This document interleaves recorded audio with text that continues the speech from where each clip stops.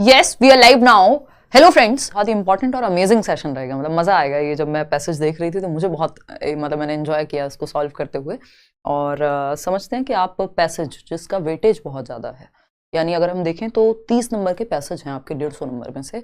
यानी हिंदी और इंग्लिश में, हिंदी में आएगा एक 7 नंबर का पैसेज, एक 8 नंबर का पैसेज, यानी 15 नंबर के पैसेज एक लैंग्वेज में। ऐसे ही दूसरी लैंग्वेज में भी 15 नंबर के पैसेज, जो भी आपने ली हो, हिंदी हो संस्कृत हो, यानी 30 नंबर के पैसेज जो है 4 आपके आते हैं।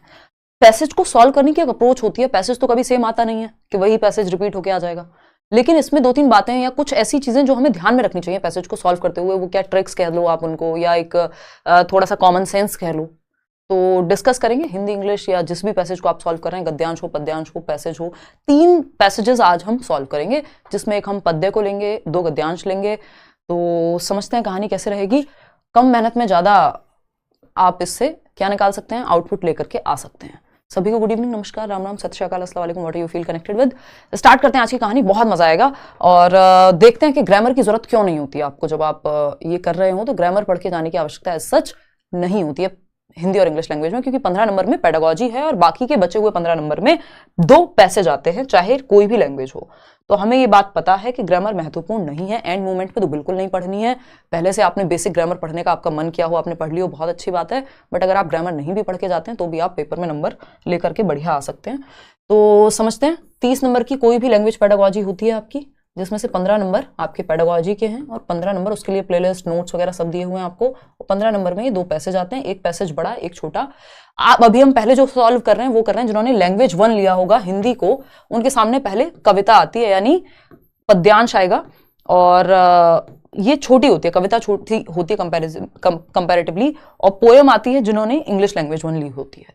तो हम एक पोयम यानी एक कविता और एक पद्यांश और 2 गद्यांश सॉल्व करेंगे। गद्यांश और पद्यांश से ज्यादा जो ध्यान देना है आपको, एक तो ये नई स्क्रीन पे दिखेगा आपको, तो थोड़ा पढ़ने में अनकंफर्टेबल होगे, जरूरी है उतना होना, क्योंकि अगर सेम पेपर पे आप मार्क कर पाएंगे, पेंसिल वगैरह ले जाना। दूसरी चीज कि आपकी अप्रोच क्या रहनी चाहिए, वो छोटी छोटी जो ट्रिक्स है। जैसे मेरा बेसिक फंडा ये रहता है कि अब जैसे देखो ये कविता है आपके सामने आ गई है ना, अब पद्यांश अगर है या कविता है, यानी छोटा सा पैसेज है, अगर ऐसे 4, 6, 8 लाइन का, तब तो कोई बात नहीं, आप पहले पैसेज पढ़ लो।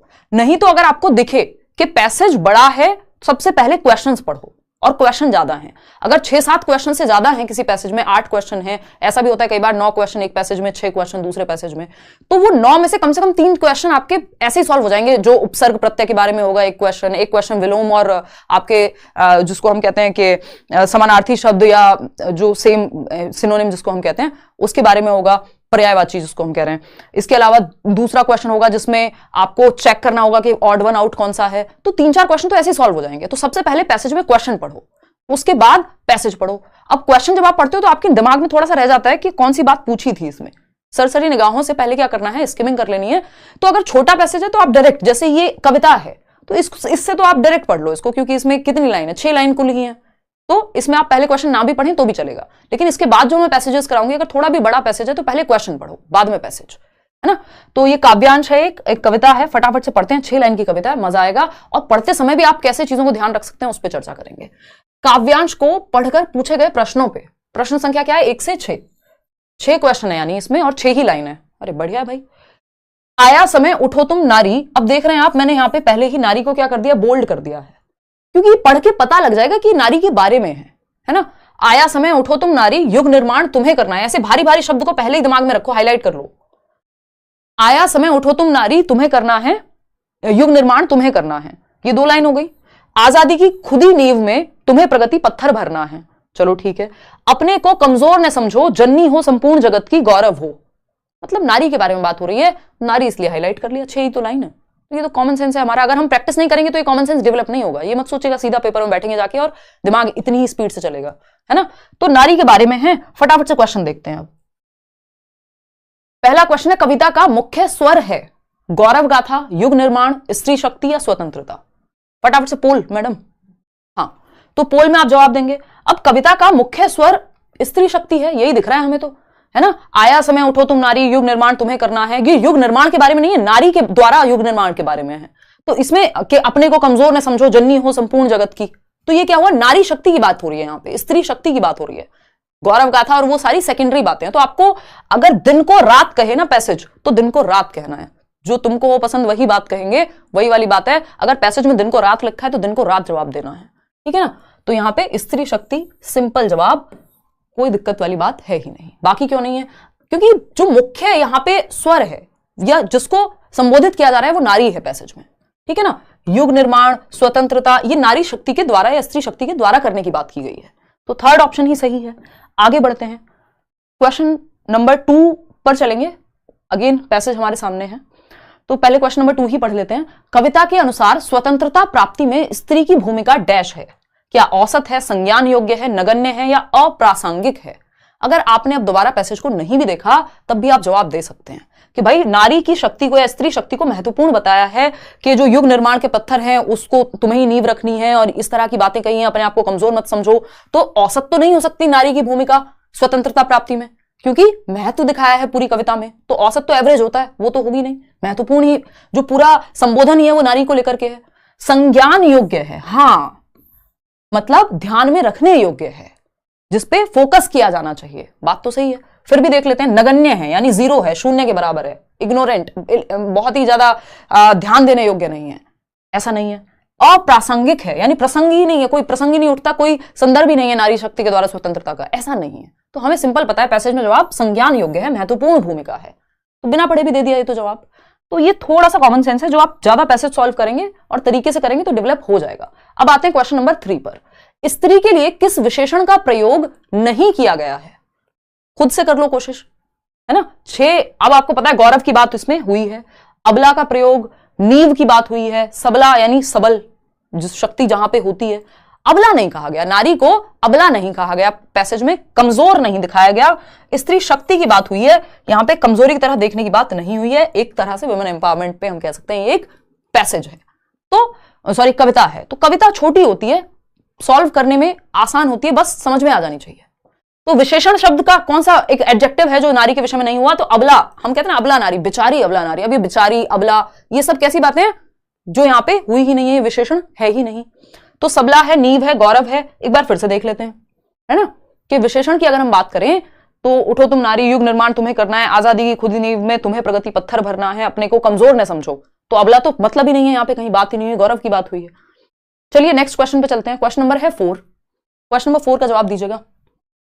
स्त्री की निर्माणकारी शक्ति का भाव कविता की किस पंक्ति में निहित है? निर्माणकारी शक्ति यानी कि वो कुछ नया बना सकती है। युग निर्माण तुम्हें करना है, आजादी की खुदी नींव जननी हो संपूर्ण जगत की, या कमजोर न समझो। निर्माणकारी शक्ति, युग निर्माण तुम्हें करना है में निर्माणकारी शक्ति जो भाव है, निर्माणकारी शक्ति का मतलब क्या है कि तुम निर्माण कर सकती हो, सिंपल बात।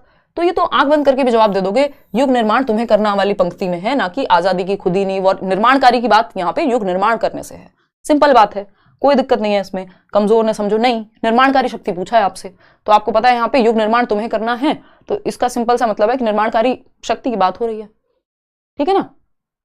किसका निर्माण करना है? युग का।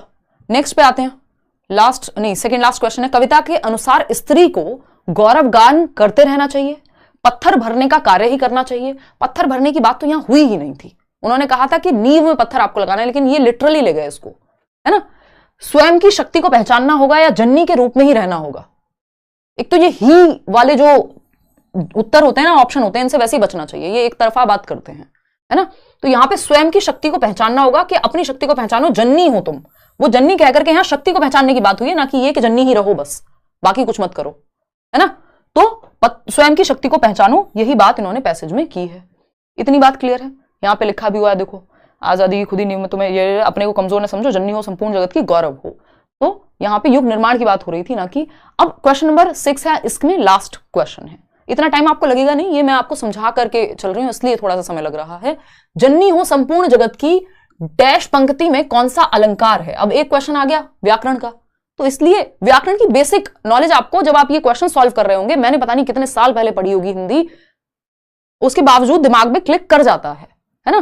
तो आप थोड़ा सा रिवाइज करके चले जाएंगे, बस अलंकार पढ़ लिया मान लो, या नहीं भी पढ़ा अलग से, तो जब आप ये पैसेज सॉल्व कर रहे होंगे या कविता या गद्यांश पद्यांश सॉल्व करते समय क्या करें, थोड़ा सा गूगल खोल के देख लें, वहीं पढ़ लें, या आपके पास किताब हो तो उससे पढ़ लें, है ना, तो बस हो जाएगा काम। तो ये 38% लोग इसमें जवाब दे रहे हैं, मतलब इसमें आप थोड़े से गड़बड़ कर रहे हैं। क्वेश्चन क्या है? देखते हैं कौन सी पंक्ति में पूछा है। जननी हो संपूर्ण जगत की, जो वर्ण जो है या जो अक्षर है उसकी ही आवृत्ति है यहाँ पे। जननी हो संपूर्ण जगत की, तो अनुप्रास है, उपमा है, रूपक है, यमक है। अब पूरे वर्ड की तो आवृत्ति नहीं है, पूरे शब्द की तो नहीं है, किसकी है? वर्ण की आवृत्ति है। वर्ण क्या है या अक्षर क्या है? जो। जननी हो संपूर्ण जगत की, तो वर्ण की आवृत्ति कहां आती है? अनुप्रास में आती है। बेसिक बात है ये हमारी, है ना। वो रघुपति राघव राजा राम, तो वो र वर्ण बहुत बार आया है वहां पे, तो अनुप्रास अलंकार है। रूपक, इस रूपक और अनुकार, इसमें रूपक नहीं, आई थिंक यमक होता है वो, एक बार आप लोग देख लेना, इसको चेक कर लेना कि यमक में जो है ये होता है कि यमक में हम शब्द की आवृत्ति होती है ना, कि अगर हम बात कर रहे हैं उसकी कनक कनकते 100 गुने, तो वो क्या है? मादकता अधिका है, तो वहां पे कनक कनक पूरा वर्ड रिपीट हुआ है, तो वो यमक में चला जाएगा। एक बार इसको श्योरली चेक कर लेना कि यमक में ही होता है, कि रूपक में तो नहीं होगा, वैसे यमक में ही होगा। तो जहां पे वर्ण की आवृत्ति है वो अनुप्रास, अगर शब्द की आवृत्ति है तो हम यमक के साथ चले जाएंगे। जैसे हम अभी एक गाना सुन रहे थे, है ना, याद नहीं आ रहा मुझे, वैसे नाम उसका बी हैप्पी है कुछ, तो पंजाबी गाना था, तो वो तो कुछ तो कहा कि हाँ बड़ी सोनी लगती है, हंसदी रहा कर, बड़ी सोनी लगती है सोनिए, तो अब वो सोनी और सोनिए, तो कौन सा अलंकार हो गया? अनुप्रास। वर्ण की आवृत्ति है, सेम वर्ड नहीं आया दोबारा, तो यमक नहीं है, ठीक है ना। तो सिंपल बात है, अगर वर्ण की आवृत्ति है तो अनुप्रास, शब्द की आवृत्ति है तो यमक के साथ चले जाएंगे। क्लियर बात है? हाँ, यमक ही होता है ना, ठीक है बिल्कुल। तो अगर शब्द रिपीट हो रहा हो, जैसे अभी हमने कनक कनकते 100 गुने की बात की थी, तो वो शब्द रिपीट हो रहा था वहां। खैर आगे बढ़ते हैं, अब आते हैं गद्यांश 2 पे। तो ये 6 सवाल थे, होपफुली आपने ठीक से सॉल्व कर लिए होंगे। अब थोड़ा सा गद्यांश पढ़ते हैं, यानी पैसेज पढ़ते हैं, जो थोड़ा सा बड़ा होता है कंपैरेटिवली। हालांकि अब इस बार से जो है बड़े पैसेज बहुत ज्यादा नहीं आए हैं कंपैरेटिवली, कई बार बहुत बड़े आ जाते हैं। आपको सिंपल फंडा अपनाना है, अगर ज्यादा क्वेश्चन है पैसेज में, बड़ा पैसेज है, तो पहले क्वेश्चन पढ़ने हैं। छोटा पैसेज अगर इतना सा या पंक्ति है कुछ 6, तो आपको पहले पैसेज पढ़ लेना है। नहीं तो अगर ज्यादा बड़ा है तो पहले क्वेश्चन पढ़ो फिर पैसेज पे आओ, क्योंकि क्वेश्चन से आपको कीवर्ड मिल जाएगा कि कौन से वर्ड्स को हाईलाइट करना जरूरी है। ठीक है जी। तो आउट ऑफ 6 5 आ रहे हैं किसी के, जितने भी नंबर आ रहे हैं, बस एक अप्रोच डेवलप होनी चाहिए। अब आते हैं गद्यांश 2 पे, टोटल 3 है आज। ठीक, तो ये एक और गद्यांश आया था, लैंग्वेज 1 लैंग्वेज 2 दोनों की आपकी पूर्ति हो जाएगी यहां से।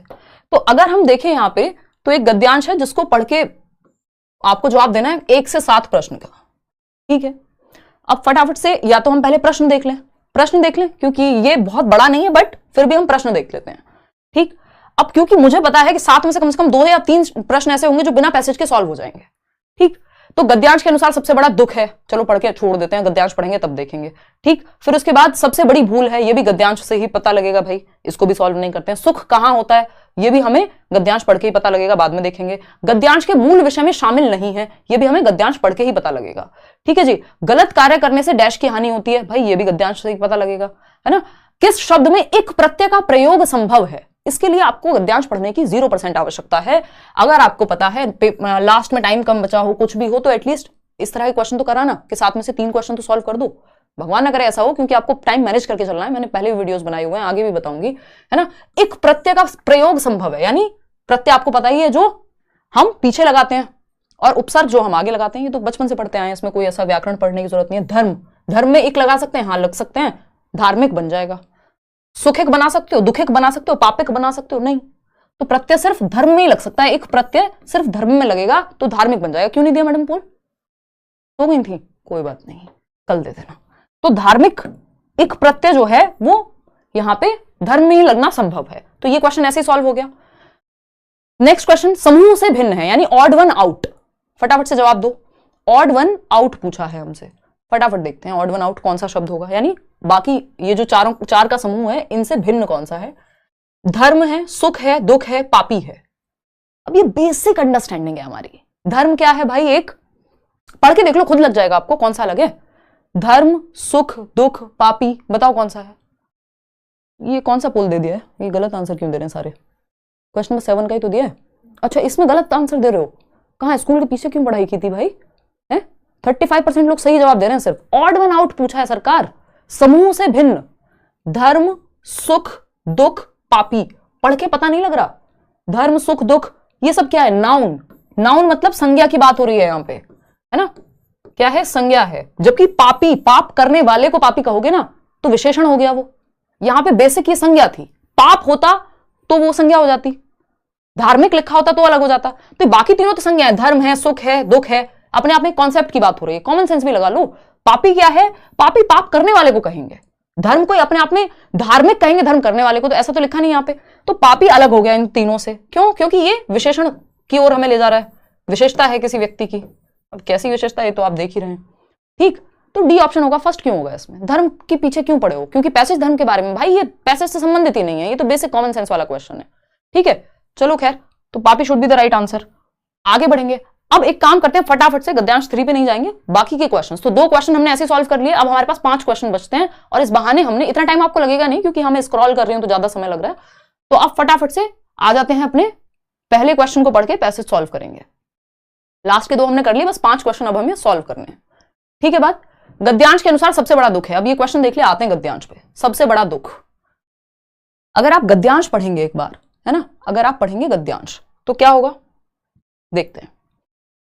जीवन में कभी अभाव का दुख, अब पढ़ते ही मुझे समझ आ गया कि दुख के बारे में बात हो रही है।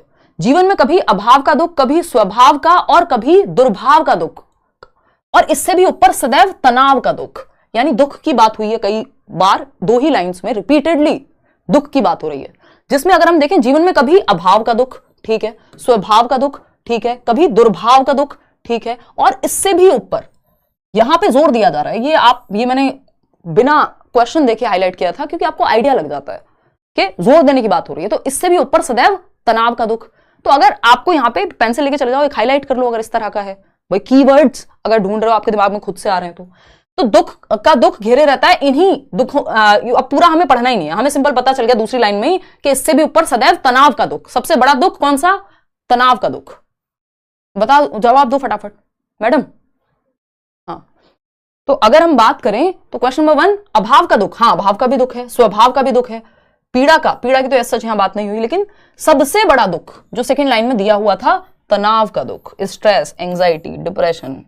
हाँ, क्या कह रहे हो? बहुत अस ब्रो अस ये चल रहा है ना आजकल में मीम्स पे पूरा ध्यान है मेरा। मैंने कई साल तक जो है रील्स नहीं देखी, आने के शुरुआत के मतलब शायद 1-2 साल जितना टाइम भी, और आजकल मैं थोड़ा देख लेती हूँ, है ना। तनाव का दुख आपको नहीं देखनी है ना, फिर भी आप मानते कहाँ हो? सबसे बड़ा दुख तनाव का दुख। ठीक, चलिए आगे बढ़ते हैं नेक्स्ट क्वेश्चन पे। नेक्स्ट क्वेश्चन क्या है? ये पैसेज मैंने बार बार डाला है ताकि आप इसको रेफर कर सकें। अब तो ऑफलाइन में ये फायदा होता है कि पैसेज करना सॉल्व आसान हो जाता है, थोड़ा सा पैसेज सॉल्विंग में थोड़ी आसानी होती है। क्यों? क्योंकि एक ही पेज पे आपको बार बार पलट के देख सकते हो, नहीं तो ऑनलाइन में दिक्कत होती है पैसेज सॉल्व करने में। तो अगर आप यहाँ पे भी सॉल्व कर पा रहे हैं, इसका मतलब ऑफलाइन में आप कर लेंगे। सबसे बड़ी भूल है, पहले पैसेज दो तुम, अभी तो बताना तो है, ढूंढना तो है आंसर। चलो कोई बात नहीं, 2 आंसर दो, कोई बात नहीं, चलने दो। तो सबसे बड़ी भूल है, अब देखते हैं भाई सबसे बड़ी भूल कौन सी है। भूल पे जाएंगे, फटाफट से स्कैन करेंगे, है ना। स्कैनिंग स्किमिंग पढ़ा है हमने इंग्लिश पेडागोजी में, और हिंदी में भी वही आएगा। सबसे बड़ी भूल कहीं दिख रही है? भूल, हाँ, दुख हमारी भूल और हमारे मानवीय स्तर से गिरकर घिनौने कर्मों का फल है। चलो ये तो बता दिया कि फल है। भूल और कहां लिखा है? सबसे बड़ी भूल होती है कौन सी? पापों में प्रवेश, नए नए पापों में प्रवेश करने लगते हैं, ये हमारी सबसे बड़ी भूल होती है। अच्छा, दुखों से दूर रहने और सुख पाने की चाह में हम नए नए पापों में प्रवेश करने लगते हैं, ये सबसे बड़ी भूल है। तो ये सीधा स्कैन किया है कि सबसे बड़ी भूल, एक बार देखोगे पता लग जाएगा।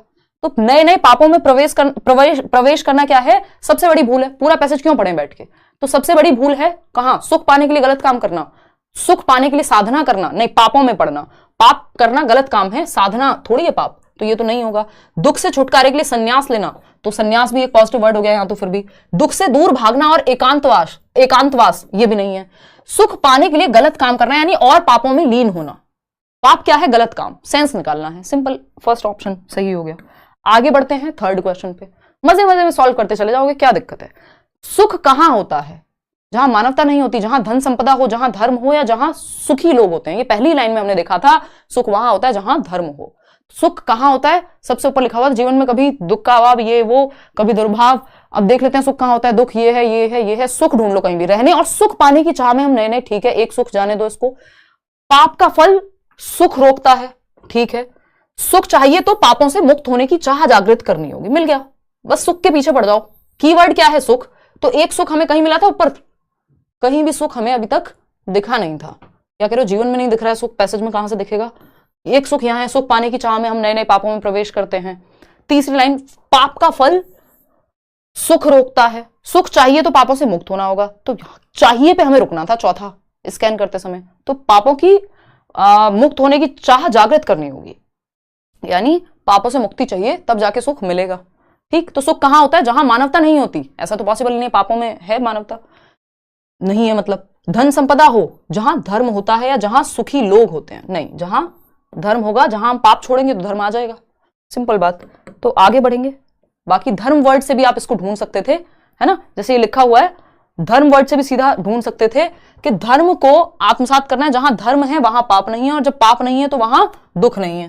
तो ये कीवर्ड कोई भी पकड़ लो, उससे ढूंढ पाओगे, है ना। यहां सुख की जगह धर्म अगर हम कीवर्ड चारों ऑप्शंस में से देख के पकड़ लेते तो वो इजी हो जाता। चलिए एक क्वेश्चन और करते हैं। फोर्थ है, गद्यांश के मूल विषय में शामिल नहीं है। गद्यांश के मूल विषय में शामिल नहीं है दंड, सुख, दुख, धर्म। अब हमने इतनी देर से रामायण प्रॉपर भजन किया, गाई है कि धर्म की बात इसमें खूब हुई है, दुख को, सुख को भी हम हाईलाइट कर चुके हैं, तो एक ही बचा दंड। क्या जरूरत है इसे पढ़ने की? फिर सिंपल भाई, सुख, दुख, धर्म, पाप सारी चीजें हैं, दंड की बात नहीं हुई कि दंड मिलेगा, सिंपल बात। तो और वैसे भी तीनों ऑप्शन तो हम बार बार पढ़ चुके हैं, तो चले गए हम सीधा आंसर पे, क्या दिक्कत है। आते हैं, गलत कार्य करने से डैश की हानि होती है। अब सुख के बारे में है ये, तो सुख की हानि होगी, दुख की हानि तो गलत कार्य करने से नहीं होती, है ना। तो सम्मान की हानि होती है, सुख की हानि होती है या पाप की हानि होती है? चलो दोनों ऑप्शन ऐसे ही हटा देते हैं। मान लिया हमने सम्मान होगा ही नहीं, पाप की हानि होगी ही नहीं, गलत कार्य करने से पाप की हानि थोड़ी होगी, सुख या दुख में से कोई और होगा। वैसे हमें पता है कि सुख की हानि होती है, फिर भी हम क्या करेंगे, हम कीवर्ड पकड़ेंगे। गलत कार्य करने से डैश की हानि होती है, हानि वर्ड पकड़ लो और फटाफट से भागे भागे जाओ पैसेज की तरफ, उड़ते हुए एकदम सुपर वुमेन, सुपरमैन जिसकी भी तरह हानि वर्ड ढूंढ लो फटाफट से। हानि लिखा होगा कहीं तो दुनिया के किसी कोने में, और ये आप तुरंत पकड़ जाओगे। क्यों? क्योंकि और जब बुक पे लिखा होगा तो आसानी से पकड़ जाओगे, ठीक है ना। डा डा डा डा डा डा डा डा डा डा डा डा डा। Okay okay okay okay okay okay okay okay okay okay okay, मुझे ही नहीं मिल रहा हानि। देखो एक बार, जहां धर्म है वहां पाप नहीं है, दुखों से छुटकारा और सुख प्राप्ति का एकमात्र डा डा डा। ठीक है ठीक है ठीक है। बड़ी बोले दुख अप्रिय है, दुखों से दूर रहने और सुख की चाह में नए नए पापों में प्रवेश करते हैं। वशीभूत, हानि तो दिया ही नहीं हुआ, इससे नहीं निकलेगा भाई, है ना। वशीभूत, हम टकराव की जिंदगी जीते, बिखराव का दुख, सेकंड ऑप्शन। कहीं लिखा हुआ है हानि, या सेंस निकालना पड़ेगा? सेंस ही निकालना पड़ेगा, क्योंकि हानि तो मुझे लिखा हुआ कहीं नजर नहीं आ रहा, नहीं तो मेरी ये बहुत तेज पढ़ने वाली आंखें ढूंढ ही लेती हैं अब तक। देख रहे हो, खुद की तारीफ करना जरूरी है भाई, है ना। अपनी, माय फादर यूज्ड टू से कि अपनी पीठ खुद थपथपा लेनी चाहिए कई बार। तो इससे पहले आप कहें आप अच्छा पढ़ते हैं, मैं खुद ही कह देती हूँ मैं अच्छा पढ़ती हूँ। देखो एक बार, गलत कार्य करने से डैश की हानि होती है, तो अब यहाँ पे हानि तो इन्होंने शायद नहीं लिखा हुआ, किसी को दिख रहा हो तो बता दो। दुख घेरे रहते हैं इससे सदैव, ठीक है। इन्हीं दुखों के वशीभूत हम टकराव की जिंदगी जीते हैं, सुख पाने की चाह में हम नए नए पापों में प्रवेश करने लगते हैं। यही हमारी सबसे बड़ी भूल होती है। पाप का फल सुख रोकता है, सुख चाहिए तो मुक्त होना पड़ेगा, डैश डैश, और एकमात्र साधन है आत्मसात करना, जहां धर्म वह पाप नहीं है, और जब पाप नहीं तो वह दुख नहीं, जहां दुख। तो मतलब कॉमन सेंस वाली बात है, अगर हानि नहीं मिल रही तो हम निकाल सकते हैं। ये बात जो हम शुरू में कर रहे थे, मेरी कोशिश ये थी कि कीवर्ड पकड़ के ढूंढ लें, बट हमेशा कीवर्ड से नहीं मिलेगा ऑफकोर्स। तो गलत कार्य करने से सुख की हानि होगी, सुख में कमी, सुख के गायब होने का। अब ये सेंस निकाल लिया हमने, डायरेक्ट वर्ड नहीं मिला लेकिन सेंस से हम चले गए, ठीक है। इसमें तो कोई बहुत बड़ी बात नहीं, उन्होंने शुरू में ही लिखा हुआ है ना कि दुख फिर हमारे जीवन में आता है, ये सारे काम होते हैं, तो गलत फल की वजह से एंड ऑल।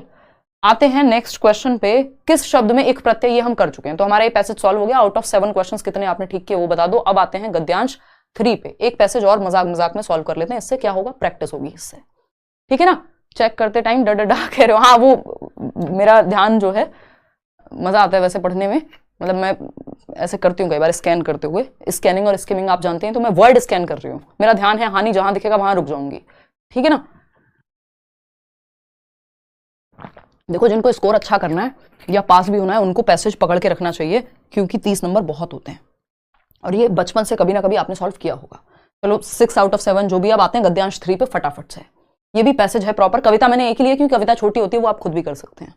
अब ये मैंने पैसेज पढ़ा था, बट आपको क्या करना है, इतना बड़ा पैसेज हो और आपको पता है 1 से 9 प्रश्न, तो 9 अगर क्वेश्चन हैं तो 3 तो कम से कम व्याकरण वाले मिल जाएंगे जो बिना पढ़े सॉल्व हो जाएंगे। अभी हमने 2 बिना पढ़े सॉल्व किए थे गद्यांश के अनुसार। अब सबसे पहले क्योंकि हमें क्वेश्चन पढ़ना है, बड़ा पैसेज है, और क्वेश्चन जब हम पढ़ेंगे तो उसमें से 2-3 क्वेश्चन ऐसे सॉल्व हो जाएंगे। बिल्कुल आसान सी ट्रिक है भाई, बड़े पैसेज में अगर 7-8 क्वेश्चन हैं तो उसमें से 2-3 वैसे सॉल्व हो जाएंगे। और सबसे पहले हम पैसेज नहीं पढ़ेंगे क्योंकि इतना बड़ा पैसेज वैसे भी याद नहीं रहेगा। सबसे पहले क्वेश्चंस पढ़ो, कीवर्ड समझ में आ जाएंगे, और उनमें से 2-3 ऐसे सॉल्व हो जाएंगे, क्योंकि आपको क्वेश्चन पढ़ के पैसेज पे फिर भी वापस जाना होता है, तो क्या ही कर लोगे पूरा पैसेज पढ़ के, अगर बड़ा है काफी तो। गद्यांश के अनुसार सबसे धन्यवाद कहने का कारण नहीं है, बाद में पढ़ेंगे भाई, है ना। फिर आगे बढ़ते हैं, हर बुराई अज्ञान के अंधकार में फैलती है से तात्पर्य है, पैसेज से पढ़ के पता लगेगा, अपने आप नहीं तुक्के लगाएंगे। सुख दुख का कारण है, सोच के पढ़ के बताएंगे, अभी नहीं बताएंगे हम। गद्यांश के अनुसार प्रायश्चित के साथ साथ मानव को क्या करना चाहिए। अब हमें ये समझ तो आ गया, पाप प्रायश्चित धर्म की बात चल रही है पैसेज में, चाहे हमने पैसेज पढ़ा ना हो। मन की कोठरी को स्वच्छ रखने से तात्पर्य क्या है, बाद में देखेंगे भाई, हमें नहीं पता, है ना। क्वेश्चन नंबर 6 पे आगे, जीवन का मुख्य लक्ष्य क्या है, ये भी नहीं पता। इतना पता होता तो पेपर ही दे रहे होते। स्वार्थ का विलोम है, ये हमें पता है, ये हमें बिना पैसेज पढ़े पता है ना। खुशी खुशी लाइक शेयर करते रहा करो यार, मस्त अपना। परसों हमारी जो है मैराथन है, परसों नहीं 13 को, यानी सैटरडे को 7 बजे से शाम को, है ना, मस्त अपना काम करेंगे। देखो, स्वार्थ का विलोम शब्द, अब इतना तो हमको सबको पता है, बचपन से पढ़ते आ रहे हैं। स्वार्थ का निस्वार्थी होगा, है ना, फिर भी पढ़ लेते हैं। प्रयोजन, स्वार्थ, परायणता, परोपकार, कुछ भी, मतलब सिंपल बताएं हमें, स्वार्थ का विलोम शब्द क्या होगा, निस्वार्थ होगा। अगर इनकेस पैसेज में कुछ मिल गया अलग से, तब का तब देखेंगे, बट हमें पता है कि स्वार्थ का विलोम क्या होता है, निस्वार्थ होता है, सिंपल बात है। ये 1 नंबर का ऐसे सॉल्व हो गया। अब इसके लिए क्या व्याकरण पढ़ोगे अलग से किताब, नहीं। मानवीय शब्द में प्रत्यय है, अब उपसर्ग प्रत्यय भी ना पहचान पाए हम तो फिर क्यों ही हम भारत में रह रहे हैं, मतलब बेसिक हिंदी हम बचपन से जान रहे हैं ना। देखिएगा एक बार, मानवीय शब्द में प्रत्यय है। अब कई लोग कहेंगे आप तो रहने ही दो, आप इतनी अंग्रेजी में पढ़ाते हो हमें। मेरी हिंदी खराब नहीं है, मेरी हिंदी बहुत अच्छी है, मतलब इन कंपैरिजन टू नॉर्मल, अगर आप देखें नॉर्मली तो हिंदी मेरी अच्छी है, मैं यही मानती हूँ। और जब मैं बुलंदशहर में थी तो लगभग 10वीं तक की पढ़ाई मेरी हिंदी मीडियम में ही हुई है, तो हिंदी मुझे अच्छे से समझ आती है।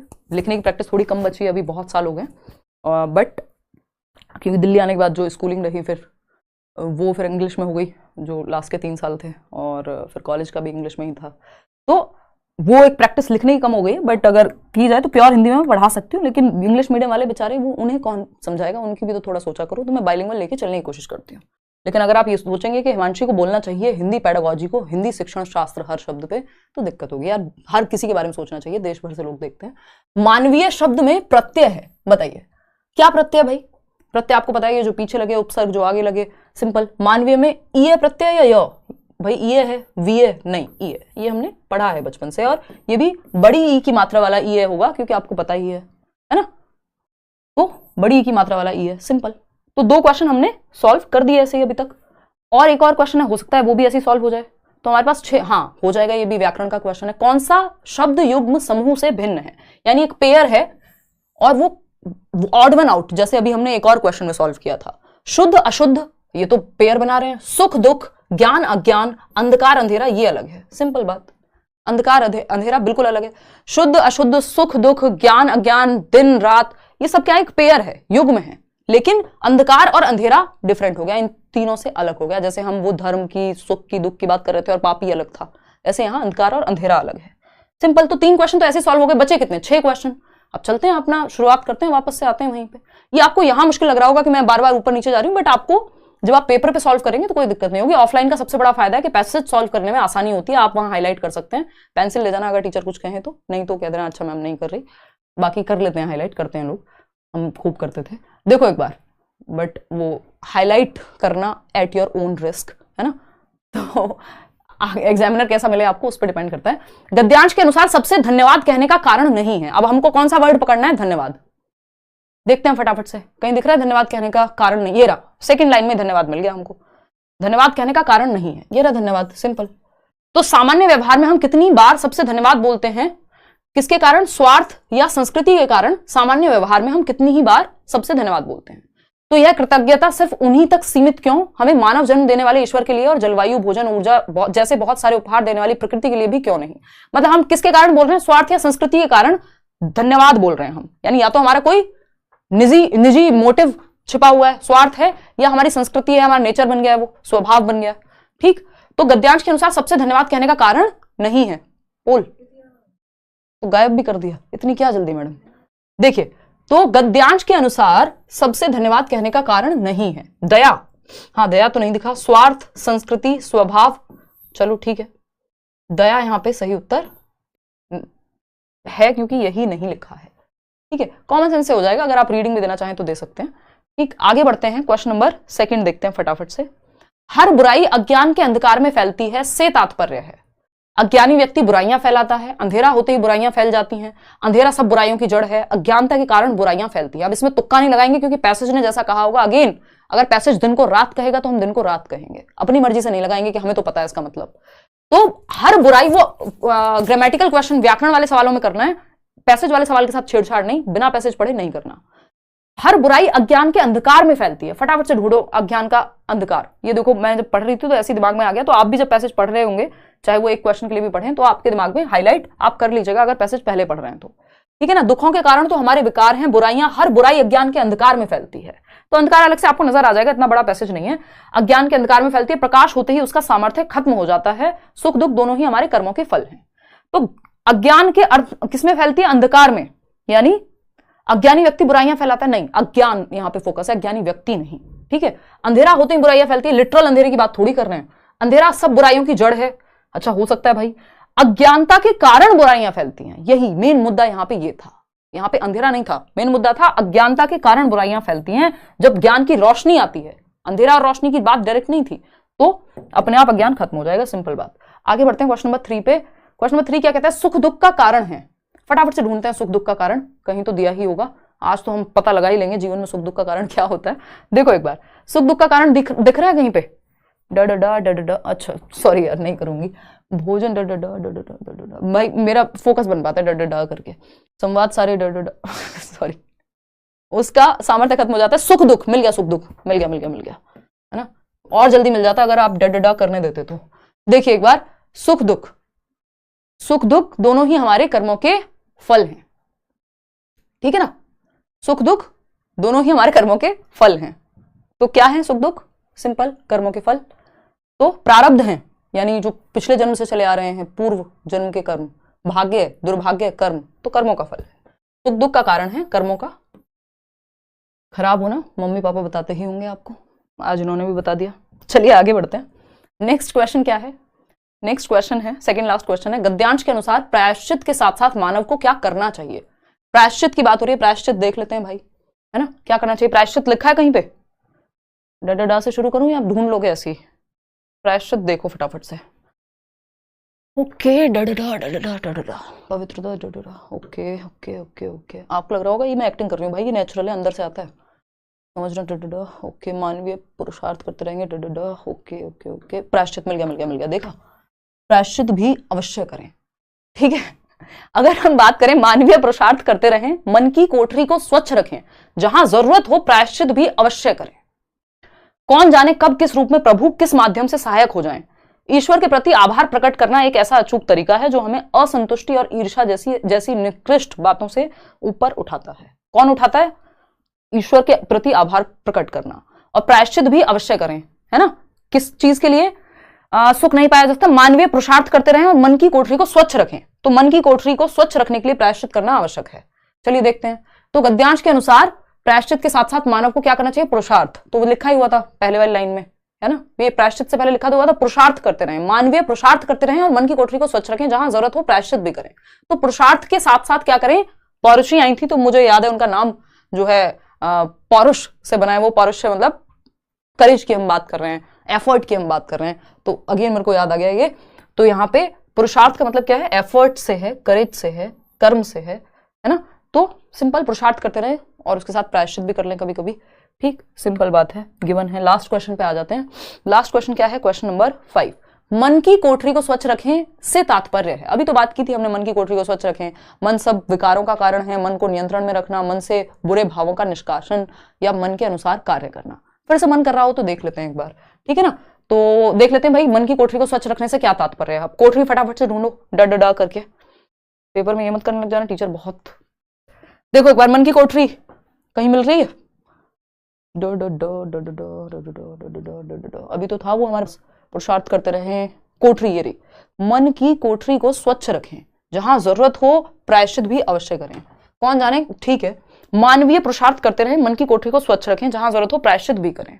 मन की कोठरी को स्वच्छ रखने का यहाँ पे सिंपल सा मतलब यही है कि प्रति आभार व्यक्त करना अचूक तरीका है, संतुष्टि और ईर्ष्या जैसी निष्कृष्ट बातों से ऊपर उठता है। तो कुल मिला के सेंस क्या निकल रहा है यहाँ पे कि मन को साफ रखें या नियंत्रण में रखें या मैल से दूर रखें, यानी बुरी बातों से दूर रखें। नियंत्रण की बात ऐसा सच नहीं किया इन्होंने डायरेक्ट, तो हम नियंत्रण पे नहीं जाएंगे। देखते हैं, मन सब विकारों का कारण है, मान लिया जी, मन को नियंत्रण में रखना चाहिए, मान लिया। मन से बुरे भावों का निष्कासन करना, ये स्वच्छ रखने के सबसे पास है, क्योंकि यहाँ पे आपको एज इट इज आंसर नहीं मिलेगा। इन्होंने कहा सेंस निकालो, स्वच्छ रखने का मतलब क्या है, तात्पर्य क्या है। तो हमने मान लिया मन से बुरे भावों का निष्कासन करना, स्वच्छ करना है, स्वच्छ साफ सुथरा करना, यानी बुरे भाव निकाल दिए, यानी गंदगी पड़ी थी रूम में उसको निकाल दिया, साफ हो गया रूम, है ना। कंट्रोल थोड़ी करके रखेंगे, पॉकेट में रख लेते हैं गंदगी को। मन के अनुसार कार्य करना, नहीं, मन से बुरे भावों का निष्कासन। अब ये बताइए, आपने इतने बुरे भावों का निष्कासन आज कर ही दिया है ना, एकदम इतने बढ़िया पैसेज होते हैं, मेरा इतना मन लगता है इन पैसेजेस को पढ़ने में। अगर आप प्रीवियस ईयर करेंगे, इतना ज्ञान की प्राप्ति आपको हो जाएगी, जीवन का सारा सुख सब इसी में है, मतलब इतना ज्ञान होता है इन पैसेजेस में। लिटरेचर अपने आप में मजेदार चीज है, चाहे हिंदी की हो चाहे इंग्लिश का हो, है ना, साहित्य। तो अब आउट ऑफ 9 क्वेश्चंस कितने ठीक हुए वो बता दीजिएगा। आपकी क्लास में मन लगा रहता है मैम, वो लगा रहना चाहिए मानसी, वो टीचर किस काम का जो मन भी ना लगा पाए। हाँ, तो टीचिंग आर्ट है भाई, स्किल है, देखिएगा एक बार। नहीं तो सारे टॉपर्स बहुत अच्छे टीचर्स होते हैं। मेरे को याद है हमारे स्कूल में एक टॉपर थे और उन्होंने ट्रेनिंग भी की टीचिंग की, और वो एक बार फोन पे कह रहे थे, कहीं पे केंद्रीय विद्यालय वगैरह में थे, तो अभी शायद दिल्ली में आ गए, कि यार हिमांशी मैं तो इस चीज़ के लिए बना ही नहीं हूँ, मेरा मन नहीं लगता पढ़ाने में, पढ़ाना मेरे से होता नहीं है। अब वो सरकारी नौकरी में है ना, जो हमारी बहुत बड़ी लालसा रहती है, लेकिन और टॉपर भी रहा है, लेकिन पढ़ाने की वो इच्छा या मन है ही नहीं अंदर से। तो इसलिए अब ये बताओ मजा आया आज के सेशन में या नहीं? ये बातें तो चलती रहेंगी। 3 पैसेज सॉल्व किए हमने। अब 2-3 बातें मैं लिख देती हूँ जिनका ध्यान रखना जरूरी है जब आप पैसेज सॉल्व कर रहे होंगे, तो है ना, मजाक से हटके फटाफट से मैं लिख देती हूँ जो 2-3 बातें। ये टेलीग्राम चैनल पे वैसे इसका आंसर का क्या ही करोगे, इस बार आए हुए हैं और पैसेज कभी रिपीट नहीं होते, लेकिन प्रीवियस ईयर क्वेश्चंस के पैसेज आपको लगाने हैं। 1 मिनट रुको, मैं आपको 2-3 ट्रिक्स फटाफट से शेयर कर देती हूँ पैसेज सॉल्व करते समय। मुख्य बातों का ध्यान रखें, ये एक बेसिक बात डिस्कस कर ही लेते हैं। आ जाओ, देखो एक बार तो गद्यांश पद्यांश या इंग्लिश का भी पैसेज अगर आप सॉल्व कर रहे हैं, ये 2-3 बातें जिनका विशेष ख्याल रखना है। क्या है? एक पहला तो अगर पैसेज बड़ा है, यानी लेंदी पैसेज है, अगर पैसेज लेंदी है, बड़ा पैसेज है, तो सबसे पहले क्वेश्चंस को रीड करें। क्वेश्चंस पढ़ने हैं पहले पैसेज पढ़ने से। उससे क्या होगा, 2 से 3 क्वेश्चन, 2 या 3 क्वेश्चन डायरेक्ट आपके व्याकरण के कारण या बेसिक प्रत्यय वगैरह के होंगे, या विलोम शब्द पूछा होगा, यानी व्याकरण के क्वेश्चन होंगे, ग्रामेटिकल क्वेश्चन होंगे, हिंदी हो, इंग्लिश हो, संस्कृत हो, कोई भी हो। तो 2-3 क्वेश्चन आपके ग्रामर की वजह से सॉल्व हो जाएंगे, बेसिक ग्रामर होगी, वो वैसे भी पैसेज से सॉल्व नहीं होंगे, अगर आप थोड़ा सा आइडिया लगा पाएंगे तो वो खुद ही हो जाएंगे, है ना। तो व्याकरण कई बार पैसेज की सहायता से हो जाते हैं, बट अगर वो बेसिक धर्म का आपको पता है इसमें एक प्रत्यय लगेगा तो क्या जरूरत है पैसेज की, है ना। तो व्याकरण के होंगे, तो सबसे पहले क्वेश्चंस, रीड क्वेश्चंस फर्स्ट अगर लेंदी है। अगर छोटा सा पैसेज है या कविता है कोई 6-8 लाइन की, तो क्या करें, फिर पहले कविता ही पढ़ ले और उसके मुख्य लेटर्स जो वर्ड्स हैं उनको हाईलाइट कर लें। अब क्वेश्चन रीड कर लिया आपने, जिसमें से 2-3 क्वेश्चन ऐसे सॉल्व हो गए, बाकी क्वेश्चन पढ़ के आपको आइडिया लग जाएगा कीवर्ड्स कौन से ढूंढने हैं आपको। जिस भी क्वेश्चन को पढ़ा, मान लीजिए दुख है कीवर्ड, तो फटाफट से गए पैसेज में भागे भागे और दुख को सर्च किया डा करके, ठीक, तो वो लाइन एग्जैक्ट ढूंढनी है वहां पे और मिल जाएगा वो। तो लेंदी पैसेज में पहले क्वेश्चंस पढ़ने हैं, अगर छोटा पैसेज है तो पहले पैसेज पढ़ना है। क्वेश्चंस पढ़ के 2 से 3 क्वेश्चन ऐसे ही सॉल्व हो जाएंगे। क्वेश्चन तो आप मतलब छोटे पैसेज में पढ़ेंगे तो 1-8 क्वेश्चन तो जरूर ग्रामर का होगा। 9 क्वेश्चन में से अगर 3 क्वेश्चन ग्रामर के थे तो 6 ही तो बचे, ठीक है ना। तो यहां पे ध्यान रखना है एक तो, और अगर कभी कोई डेटा हो, ये पैसेज का बहुत बड़ा हैक होता है, अगर कोई डेटा है, डेटा बोले तो कोई नंबर दिया हुआ है 1999 में ऐसा हुआ था, 1987 में ऐसा हुआ था, अब उसके अराउंड अगर क्वेश्चन तो सीधा आप वहीं चले जाएं, तो कीवर्ड के थ्रू। दूसरा सिंपल फंडा क्या है, कीवर्ड से सॉल्व करना है, कीवर्ड पे भागे भागे जाओ, वो लाइन ढूंढो जो लिखी हुई है क्वेश्चन में, ठीक है। तो ये 2 बातें तो जरूर ध्यान रखनी है। तीसरी इंपॉर्टेंट बात है प्रीवियस ईयर क्वेश्चंस। सीटेट का अगर पेपर देने जा रहे हो तो सिर्फ प्रीवियस ईयर क्वेश्चंस के पैसेज लगा लो, 5-10 जितने लगाए जाएं उतने से बात बन जाएगी, क्योंकि वो पैटर्न, वो थीम वही रहता है। अगर आप पेपर देने जा रहे हो सीटेट का और यूपीएससी के पैसेज लगा के जाओगे एसएससी के, शायद उतना फायदा ना मिले जितना सीटेट के प्रीवियस ईयर से मिलेगा, क्योंकि वो थॉट प्रोसेस सेम है, एग्जामिनर का पैसेज सेम कभी नहीं आएगा, थॉट प्रोसेस सेम आएगा। चलिए खैर आज के लिए हम इतना ही रखते हैं। होपफुली आपको ये सेशन पसंद आया होगा, मजा आया होगा।